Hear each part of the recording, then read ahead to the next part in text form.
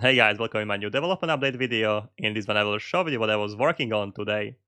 So without any further waiting, let's take a look at this. This is a scene from my newest course I'm working on for a Unity RPG game. So let's play the game so you will see what I was actually working on.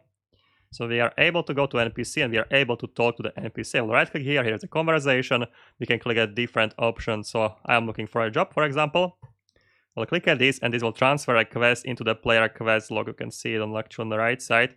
Here I have a new quest. In the quest log Q1, annoying bandits, defeat 2 bandits located south of the camp. Let's say here goodbye. This quest giver. Okay, I need to click on the scene actually. Okay, see ya. I'll click the second quest giver. I'll click here. Hi there, are you looking for something? I hear you have some work for me, and now I have a second quest here. Here I need to defeat a bandit leader. Okay, so see you, and I can complete the quest. So I will go here. Here is just a normal bandit. This is not a bandit leader, it's a normal bandit. I will defeat the normal bandit.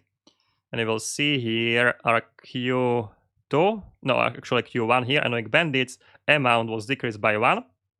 So I can defeat the second bandit. This is a bandit leader.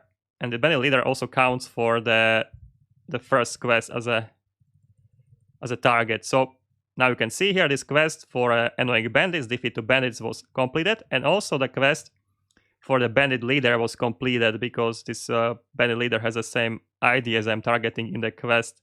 So now both of our quests are completed, so that's very great, and that was the functionality I was actually working on today.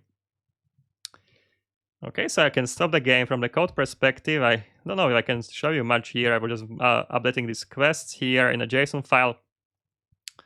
And from the quest manager, we are just checking for the quest so far. Very basic implementation. We'll be making it better in the next lectures. And then I was working on a dialog manager. Where is dialog manager now? So it's on the left side here. I should be able to click here. All right, so dialog manager here. So that's what I was working on. And here is actually lots of code to trigger the quest, to transfer the quest and so on. So here I'm listening to the clicks on the options and I am either forcing dialog quit or I am adding quests to the quest log of the player and so on. But all these things you can see in the course if you're interested, so just feel free to check in the description of this video. There is a link to the course in Unity where we are creating this RPG game and also maybe some of my other YouTube videos. I am creating recently a lot of content for Unity games.